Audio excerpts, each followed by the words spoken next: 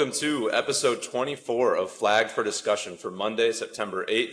I will be the only host today, Jace Hatfield. Farbode is on a family celebration trip for his brother, so he's out for this weekend, but we'll get him back for the Week 3 preview show on Thursday. Before I jump into it, I wanted to thank everybody again, just for all of your engagement on social media, for the views, the listens, the ratings. It means a lot to Farbode and I. It helps us grow. It's also been a lot of fun for us to interact and to chat and just talk about college football, something that we love to do. One quick plug of the socials. TikTok, we are flagged, the number 4 discussion. Twitter, F4 discussion. And then YouTube and everywhere else you get your podcasts, Spotify, Apple, Podbean, you name it. We are flagged for discussion. We had a great weekend, a great slate. I think on paper it wasn't as sexy as what we're used to.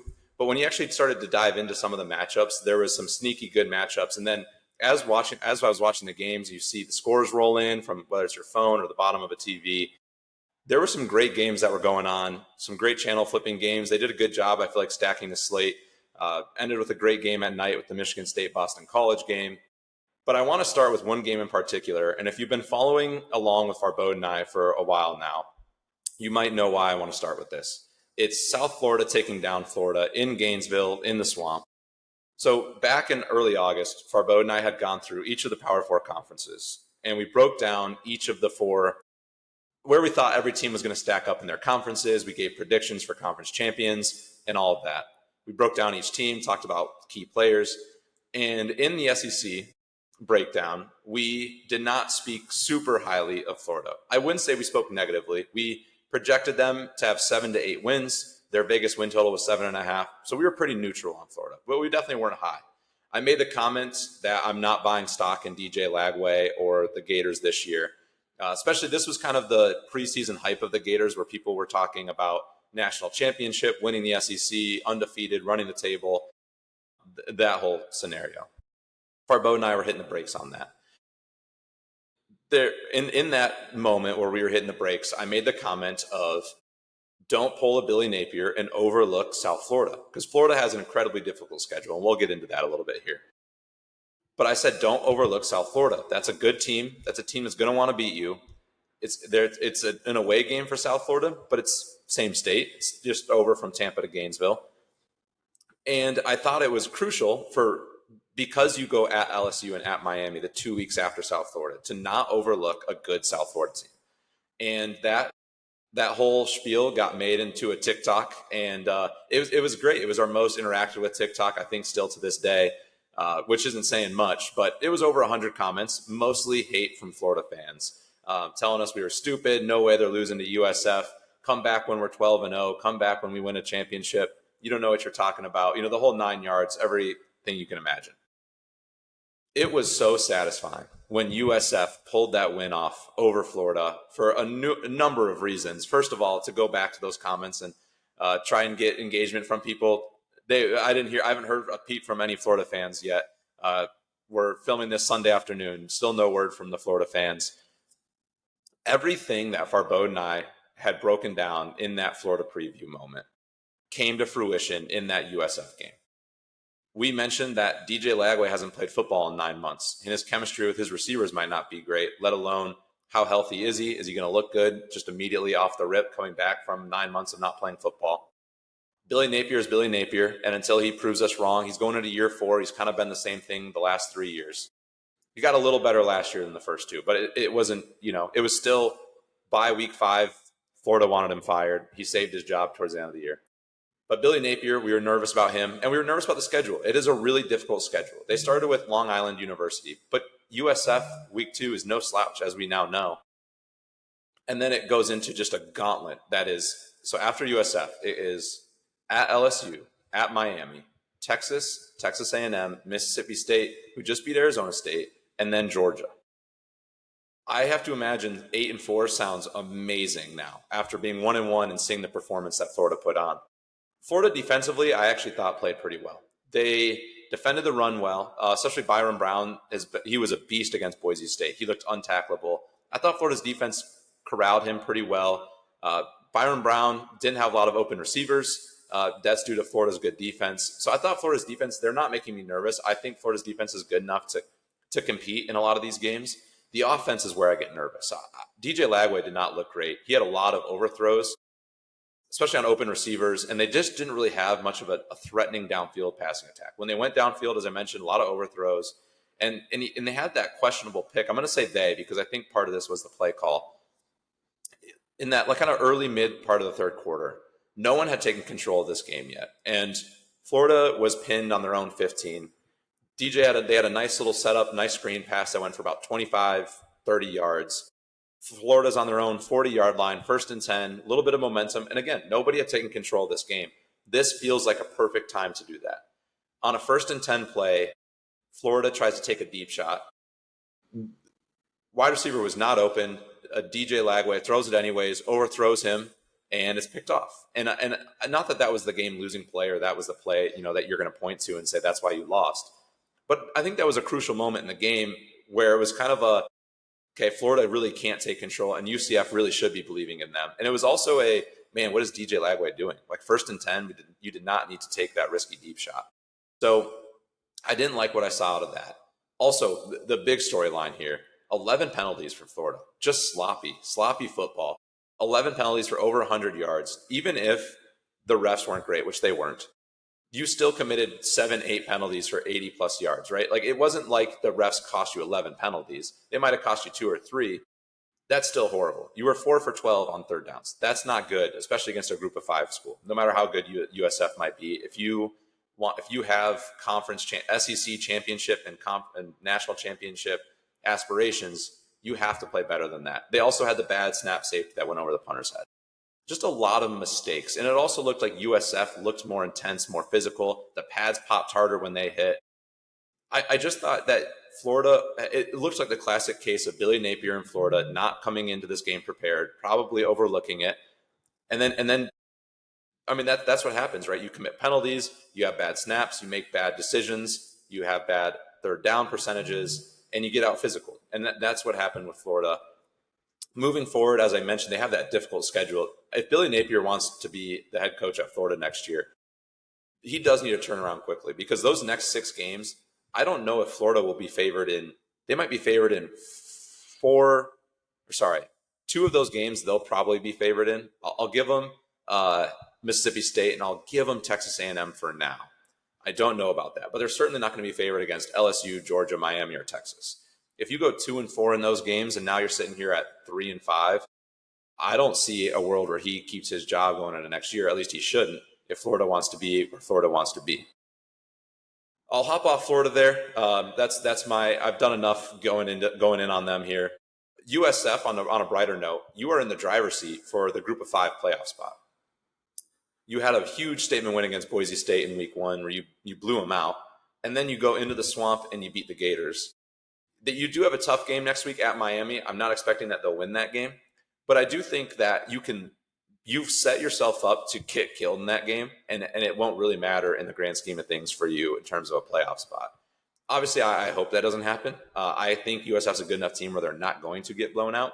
I could see a world, though, where they're a little hungover after this Florida game, and Miami kind of kicks them in the butt a little bit, which would be, like I said, USF's in the driver's seat. They do play in the American. That's a tough conference. They're going to have some tough road games in there. But I absolutely believe USF's in the driver's seat. I think it's their spot to lose at this point, especially with, beating Boise State, who would probably be the other team you're looking at. So I do like the spot USF is in, but don't get complacent. You still have to keep winning football games, right? You can't just settle in and be comfortable with where you're at 2-0 after a big win. You have to find a way to drive forward. Farbo and I both are on the same page. We think Alex Golesh is one of the most up-and-coming coaches in college football. That's head coach for USF. I think he's got them in the right direction. I don't see a world where he takes the foot off the gas and lets them fall into a lull and finish 8-4. I think they're all gas moving forward. And that's a name, Alex Golesh. If your team has a bad coach, your Power 4 team has a bad coach, and you want a new one, that's the guy you want. I think that's the guy over the next year or two where you're going to hear dozens of teams making phone calls to him. He'll probably have his pick of the litter within the next year or two of which school he wants to go to next. So keep that name on the radar. And if you're looking for a coach, that's probably a coach you want. I'm going to jump over to the Illinois-Duke game. I'm going to talk about this one a little bit. I thought Illinois, so coming into the season, I was a believer of Illinois was a high floor, low ceiling team. And I was right and I was wrong. I was right in that they are a high floor team, and they proved that in the first half.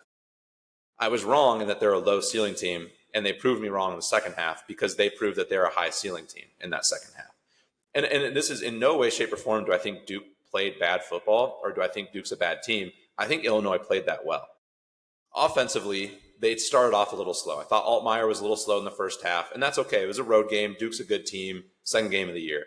But in that second half, they picked it up. Luke Altmaier could not miss a throw. He could not miss a read.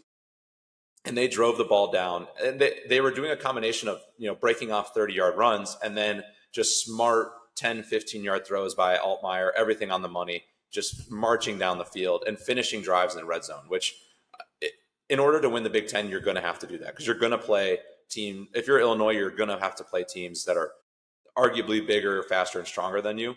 You have to do things like finish in the red zone, make the right reads, two things that they proved that they can do against Duke.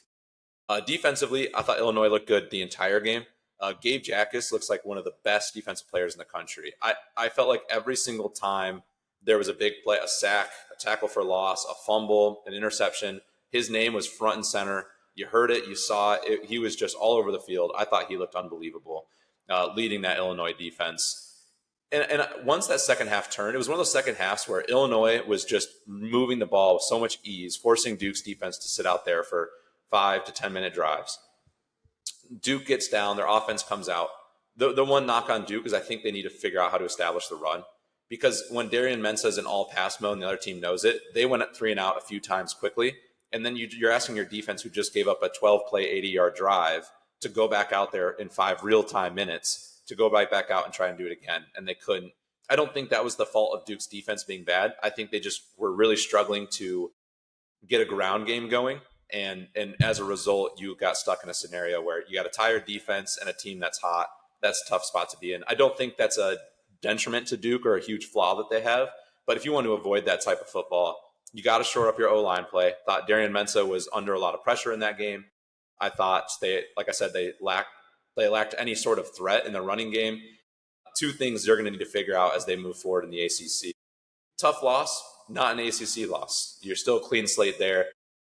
Darian Mensah and Angelo Anthony looked really good. I thought they looked the part of kind of being a top-end duo. The offense showed flashes of being a high-powered, aired-out offense, which was genuinely very fun to watch. And I do believe in that moving forward for Duke, especially in the ACC. Last part I'll say on Illinois here, they don't play Penn State or Oregon in the regular season. I think this is a really good team with a genuine shot at competing in a Big Ten title game. They're probably going to have to win 1 or 2 games that they're not favored in to do that. But I think they looked the part of a team that can absolutely do that. I also think even without a Big Ten appearance, Big Ten championship appearance, this team very much has playoff berth in sights for them. And they looked the part again. They passed the eye test of that, I think, against Duke. And that's a good resume builder. You blew out a pretty solid Duke team on the road early in the season. I think that's a good resume builder for them. If you finish the season 10-2 and you have that win on your resume and your 2 losses are against good opponents, I like where Illinois sits in their chances. Quick game I'll touch on. Not a whole lot of breakdown here, just something Farbode and I have talked about and something interesting. Kansas State goes down at home to Army.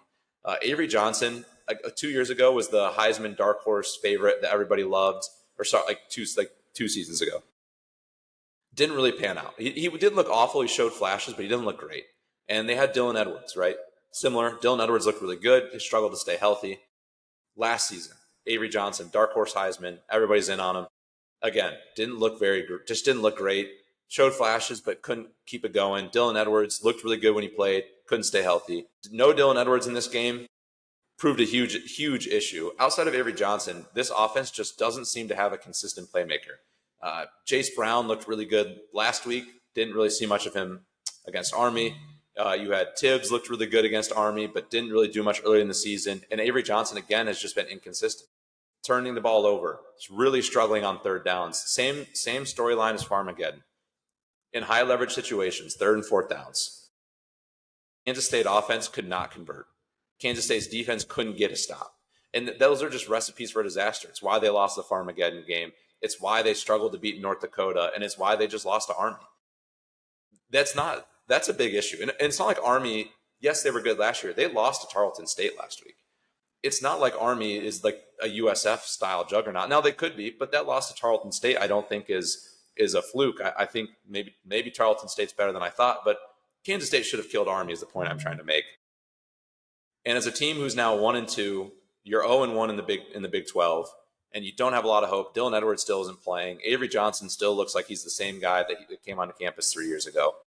Chris Kleiman's got to figure it out quick. This team doesn't look like they have a heart or a lot of fight in them. And they were a lot of people's favorites to win the Big 12. A lot of people were picking them to win that conference. Obviously, statistically, they're still in it.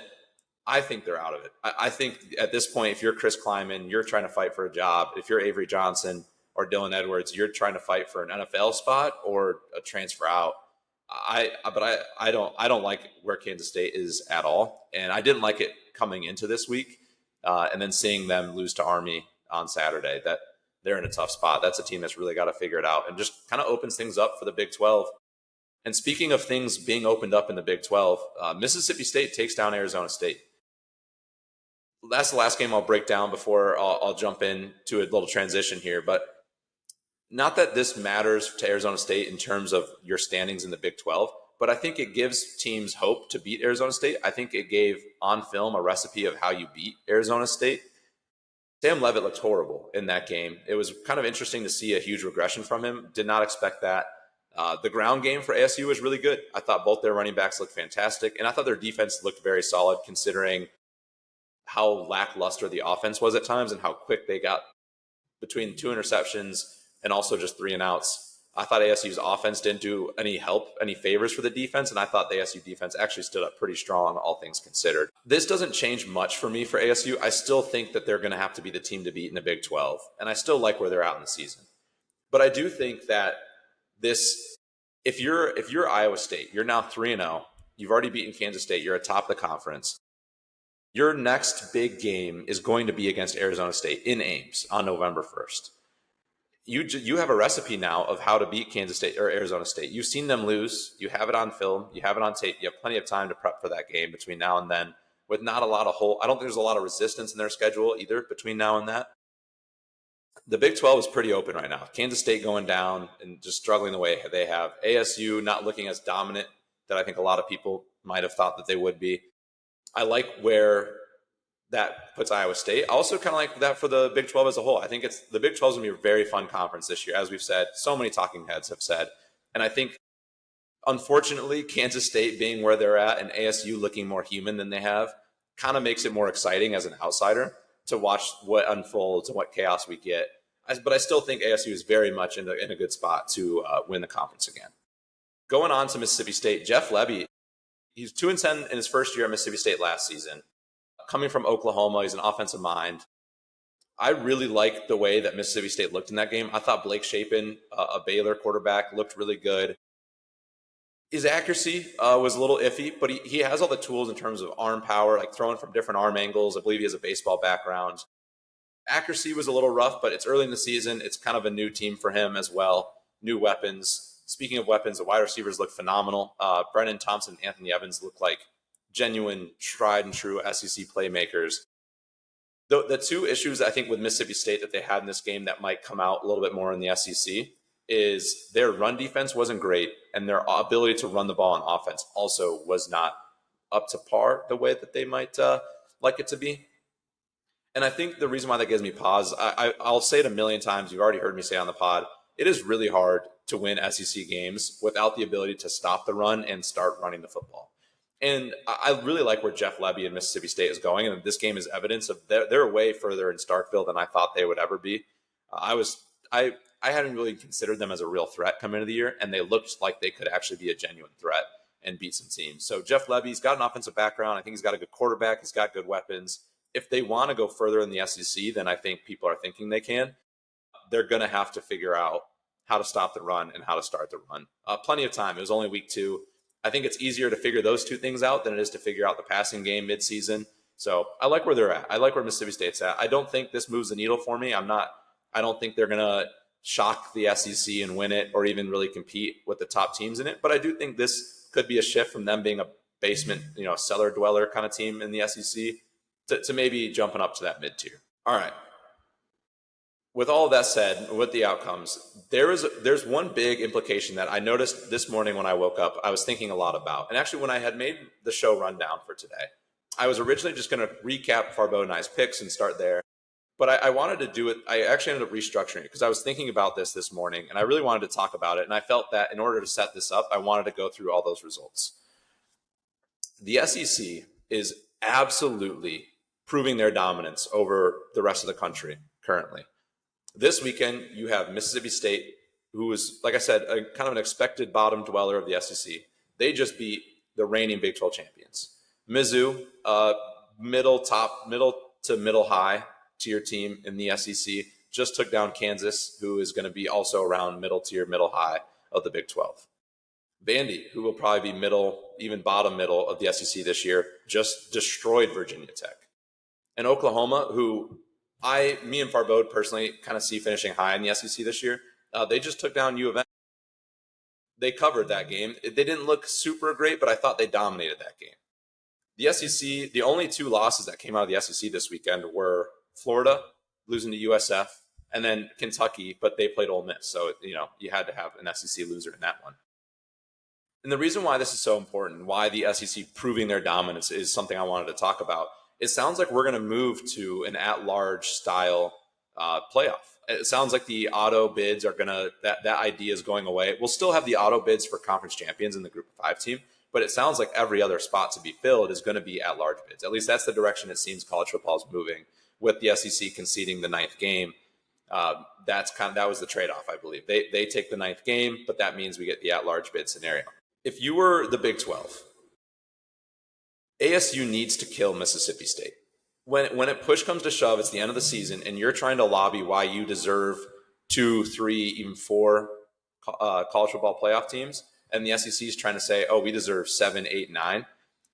Well, when they say, well, yeah, look, your reigning champion just got beat by our 15th place team. Like, what makes you think we should put your 4th place team in over our 7th place? And that's a very fair point. They can say the same thing with Mizzou over Kansas, Vandy over Virginia Tech, Oklahoma beating Michigan. If we move to if the at-large bid does happen, the SEC is doing the body of work to actually back up all of that talking typically I feel like we're used to hearing the SEC do a lot of talking about how much they deserve, but not always putting that on the field.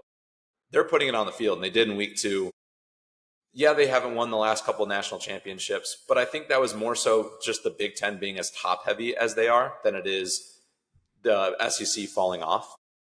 I also think if I'm the Big Ten, I'm terrified. I think the Big Ten, this is a total guess. This is just total my gut feel and a guess. The reason why I think the Big Ten wanted automatic bids is because they know they're not deep enough to go beyond however many automatic bids they get. In fact, I think they probably thought our ceiling realistically is, let's say, 6. So if we can get ourselves 6 automatic bids, that's great, because I don't think we have the firepower to go 7 or more. But I do think we unfortunately have the ability to go 5 or less. If you're the Big 12, you can't sign up for 2. If you're the ACC, you can't sign up for 2. So I get why they go at large, because we can get 2 probably either way. Might as well go for gold. I think the SEC said, all right, I think we can do more than the 6 you're proposing, or however many it was. I think we can do more than that. So I want at-large bid, and they're proving it here. We'll see how it shakes out. Obviously, there's a lot of season to be played. It's early in the season, too, so there's a lot of variations. Mississippi State got the home game in that scenario. Mizzou got the home game in that scenario. Oklahoma got the home game in that scenario. So I'm not saying it's over. It's doom and gloom for all these other conferences, and this is a guaranteed 100% SEC's top dog. But this does make me lean SEC top dog. And I do think that these other conferences are going to have to at some point dethrone the SEC. They're going to have to start beating SEC teams on the road. They're going to have to start beating SEC teams in the playoff if they want to prove their point, prove their worth. If the Big 12 wants 4 teams in a playoff, these are the games you have to win. You have to win. You have to beat Mississippi State. You have to beat Missouri. And that's how you get that momentum. And until we see that, I have to respect when the SEC says we deserve 8, you don't deserve 4, I have to respect it until they prove us wrong. All right. Now we'll jump into the picks recap. I'll go over the 5 games that Farbode and I highlighted, and we each picked against the spread. I'll highlight our shot in the Barks, and then I'll highlight our flagged for discussion 4-leg parlay. So starting off with the game picks, we do 5 every week. We pick the 5. Usually it's the 5 biggest or most fun games in our eyes. So this week, our first one was Michigan at Oklahoma. When we did this, Oklahoma was 6.5-point favorites. I took the Wolverines to cover. Farbeau took Oklahoma.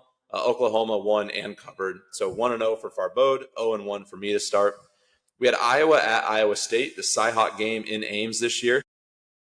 We were both on Iowa State. At the time, we got it at 1.5, which was proved to be massive because I believe it was 3.5 at kickoff. Iowa State wins by 3. Luckily, when we got at 1.5, we both covered and won. We would not have if we gotten that at kickoff. So shout out Iowa State and shout out DraftKings for the 1.5 when we did this on like Tuesday last week. Baylor, third game was Baylor at SMU. This was a crazy game for those of you who watched it. I'll talk a little bit about here because I think this is the last time I will. So Farbeau was on Baylor. Baylor, obviously, they were underdogs, so they covered because they won. SMU, opposite end of that, did not cover, did not win. I was on SMU. Farbeau was on Baylor. So if you're following, Farbeau is 3-0 on the week. I am 1-2. I'm struggling this week again, unfortunately. SMU, man, up 14 points with 5 minutes left. And you lose. It gave up, it was like an 80-yard drive, touchdown, and then you give up like a 2-play touchdown the next drive to go to OT. And then you miss a field goal at the end of regulation to win. Granted, it was like a 50-plus yarder, but still. And then you miss a chip shot in overtime to what would have extended your chances. Monumental choke job. I actually stopped watching that game when they got up 14 late because I thought it was over. So I was switching over to a couple of the other 11 o'clock games. I'm here in Central Time that were ending.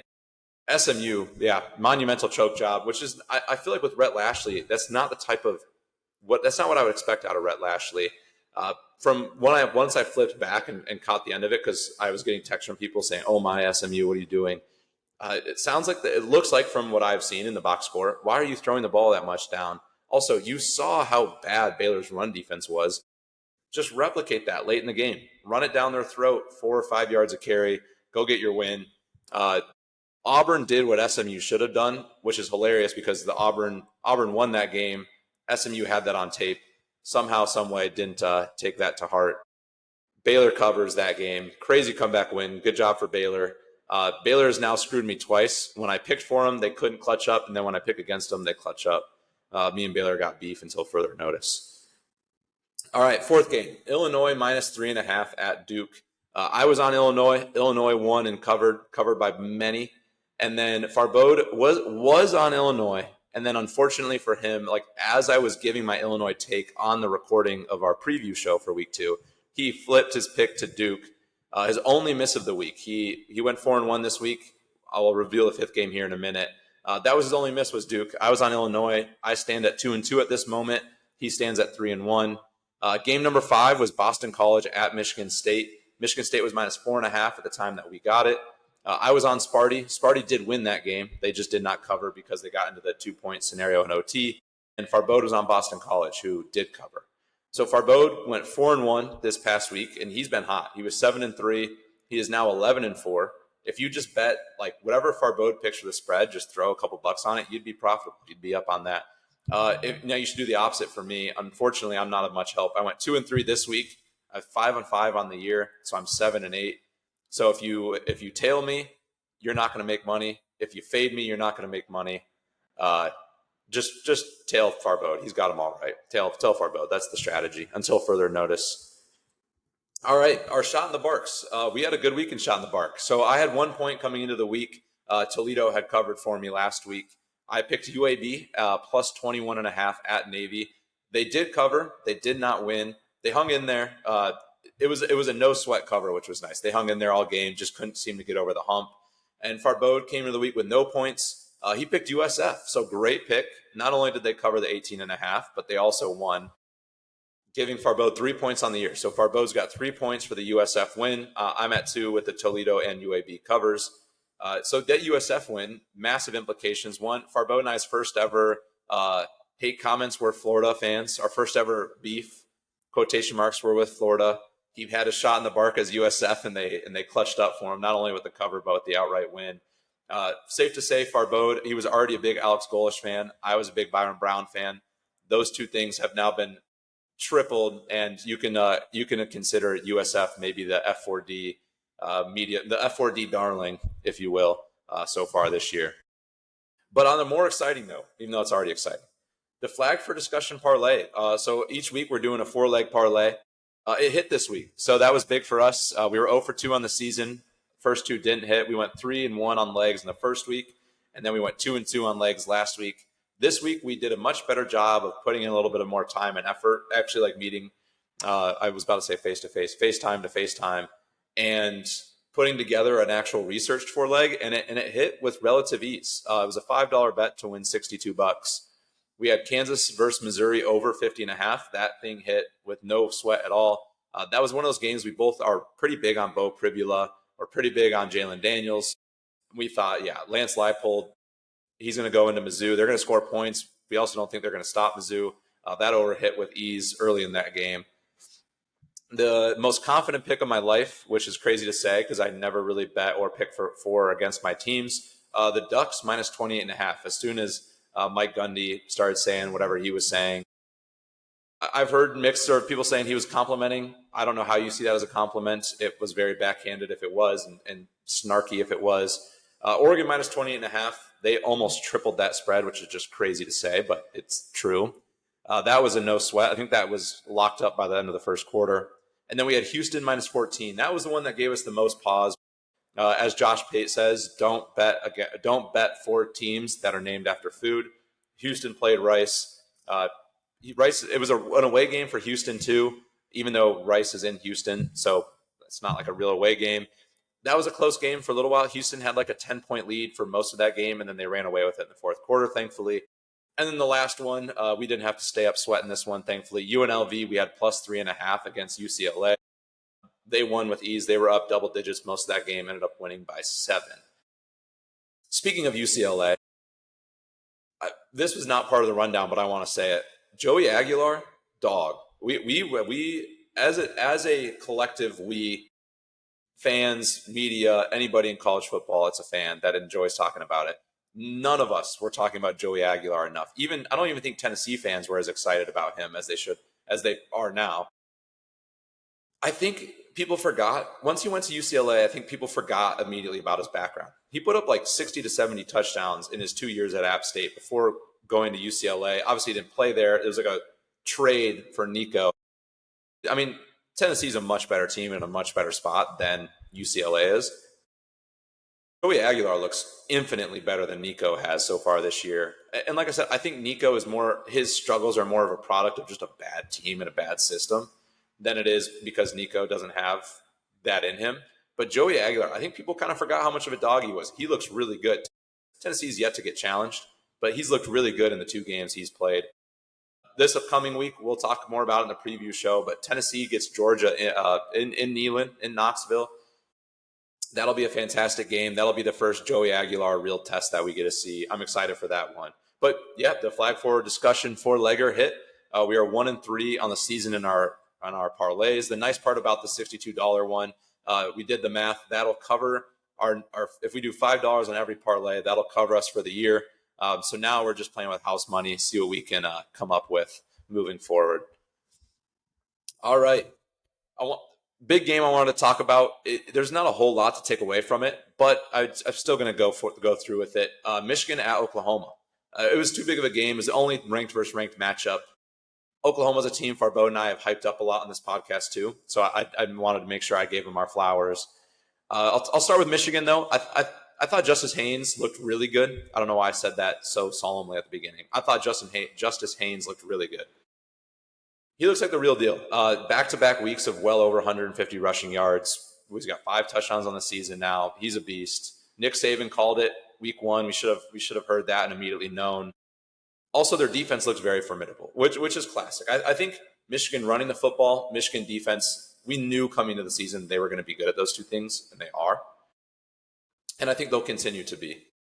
Where Michigan struggles right now, and or I think they're going to have struggles for a little bit, is in the passing game. They don't pose much of a threat right now as a passing offense, and that was very much true against Oklahoma. And I don't think it's because of Bryce Underwood. I don't think it's because Bryce can't throw or because he's not good. It felt like in that game, first and foremost, missing Marlon Klein, who's kind of your only playmaker that's not a running back, even though he's a tight end. He was out, and that immediately sets you back as a freshman quarterback when that's kind of your safety blanket. but they don't really have any playmakers. None of their wide receivers look like they have game-breaking speed or game-breaking ability to make a man miss. Oklahoma, Michigan receivers, I would be hard-pressed to find a video where they really made a guy miss a tackle. That's a combination of Oklahoma being a good defensive team.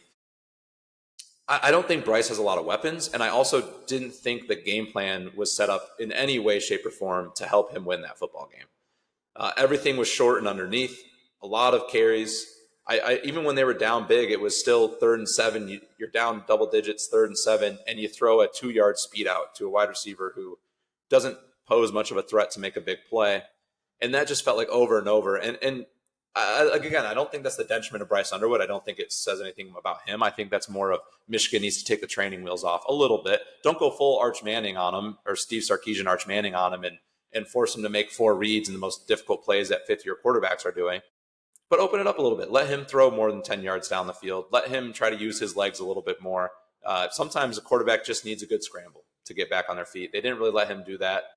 I don't know if it was a protection thing. That's my guess, protecting him physically and mentally. But I think you got to unleash him at some point, because I don't think you can't continue with that game plan and expect to win more than 7 games this year. I don't think they will. They're a good coach. They're a well-coached team. They're a good team. I think they'll improve after this. But I definitely think that they didn't look good on the ground or in the air, and that's a huge cause for concern. They don't play a super difficult schedule. They do avoid Oregon. They do avoid Penn State. However, they do have some sneaky tough games. They play at USC. You get Washington. You got to play Ohio State like they do every year. So if you're Michigan, I do think you need to pose some sort of passing threat. I would have liked to see it more, just as a fan of somebody that wants to watch good college football. I would have loved to see it more out of them. Even though the score was close, and that's credit to Michigan's defense, a lot of credit to Michigan's defense, it didn't feel like a close game. And on the flip side of that is Oklahoma. It's very obvious to me that Napier and Arbuckle are legit. Their offense is legit. What they're doing is legit. And I think it's going to work in the SEC. Their wide receiver room is deep. They make plays. The defense looked like a Brent Venables defense that we're used to. Owen Heineke looked like a human wrecking ball. Every hit he had, you could hear the pop. So Venables loves to do a lot of dime packages. Interesting strategy to do against a team like Michigan, who you know is going to run the ball, especially with some of the jumbo packages you get out of Michigan. Still did it, and it still works. Heineke was all over the field. This is part also why I think Michigan needs more playmakers on the outside, and why they might need to check out that depth chart. Heineke was beating wide receivers to turn upfield. A wide receiver would catch the football, turn upfield, Heineke would smoke them. Heineke had to run 15 yards to go make that play. Also, I wanted to shout out Oklahoma's corners tackled really well in this game. They were able to. No one from Michigan could get to the second level and make a guy miss, other than Justice Haynes, which is that's respectable. Michigan just didn't have the playmakers. Oklahoma was making plays defensively. I think moving forward for Oklahoma, your passing offense is going to be lethal, and I think it's going to put you in positions to win big games in the SEC. And I think your defense is good enough too as well. I think the one pause I have, or the one thing, not even a pause, but the one thing I think they're going to want to work on if they want to win the SEC this year, is they didn't have much of a running game outside of John Napier scrambling. I thought that was the one thing that I didn't see out of them, and I don't think you can run John Napier 15 times every single game in the SEC and expect him to throw for 350 and stay healthy all 12 games and win these games. The SEC football, it's too physical. There's too many good teams. There's too many good players. You're going to have to figure out a way to run the football that's not because of John Napier if you want to survive in the SEC. But I like where they're at a lot, especially for week 2. Again, the score I don't think reflected how that game looked or went. It looked like Oklahoma was in much more control than I think that score showed. And I feel like Michigan's defense just stepped up when they needed to, and Oklahoma's defense stepped up when they needed to, which is why it's a little bit closer in the score than I think it actually was. Last game I'm going to recap before we close out on this Sunday/Monday when you're listening is the CyHawk game, Iowa at Iowa State. Iowa State, first time since 2011 that they win at home in that rivalry, despite winning 2 of the last 3 games in it. Just hasn't been in Ames. They get over the hump. They do it. Ugly fashion, though, 16-13. Very exciting win. Celebrate your win. But I didn't love how Iowa State played in that game, especially in the second half. I thought Iowa State started the game strong, playing Iowa State football. Their defense didn't break. I thought they were playing good ball. It was that right before the half when Iowa was moving downfield, and they were going to have to kick a field goal. And Iowa State had a defensive holding combined with a personal foul. And then the next play, Iowa scores on a 1st and goal, which would have been a 4th and goal. That, to me, was the difference between that was when the game flipped. I think that was when Iowa successfully got Iowa State to kind of stoop down and play Iowa football. Iowa football, my takeaway for Iowa is Iowa football is Iowa football is Iowa football. Gronowski gives you hope as a passer. He's been the best pass-looking quarterback they've had in a little while.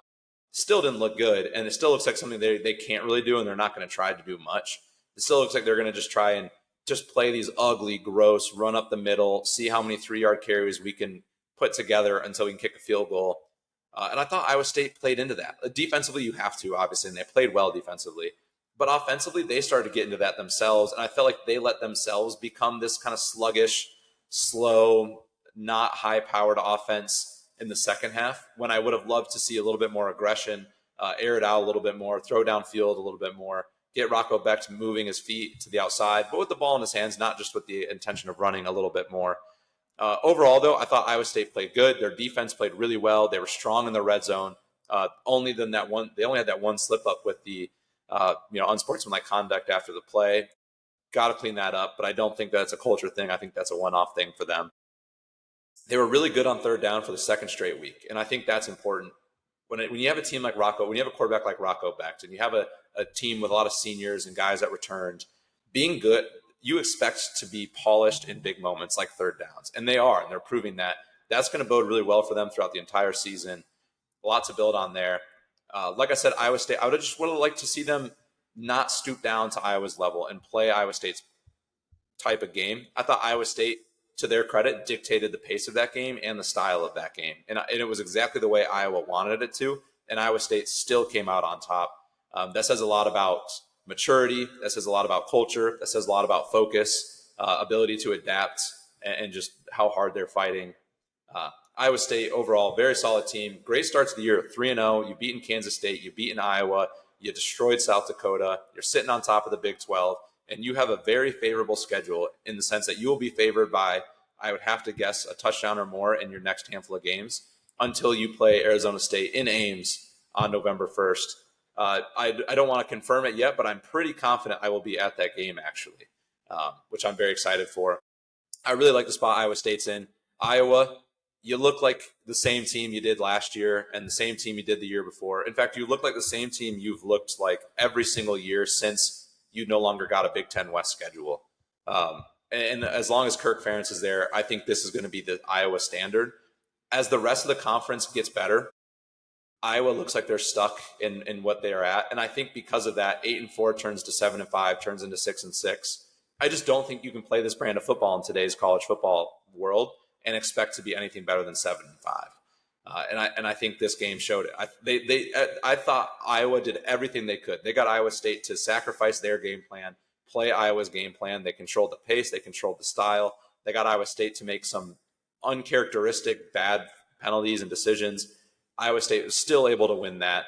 I think Iowa's window with Kirk Ferentz is probably shut, unfortunately. And I think this game might have been.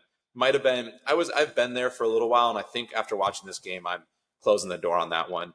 Gronowski, like I said, gives you hope as a passer. I could probably pull up 10 plays right now where there was a wide open wide receiver and he just never saw him. And that's not a good sign. Not a good sign, coaching perspective or a player perspective. But that is my review of the CyHawk game. That is our week 2 recap. You're probably listening to this hopefully on Monday. On Thursday, I'll have Farbode back and we will have our week 3 preview show coming out. We have a great week 3 slate. I already hinted at one of the games, Georgia at Tennessee. We're looking forward to that one. You'll hear more about it. Thank you all for joining. If you stuck with me this long, I greatly appreciate it. Sticking with me, solo show. I know it's only one voice. We'll have our fantastic Farbode back next week. Continue to interact with us on socials. Follow, like, subscribe, comment, share, whatever lingo or verbiage your social medias use. Please do that with us. TikTok, we are at flagged, the number 4 discussion. Twitter, F4 discussion. YouTube, flagged 4 discussion. Same thing with Spotify, Apple, Podbean, wherever you get your podcasts, flagged 4 discussion. Thank you all for joining. This has been Flagged 4 Discussion.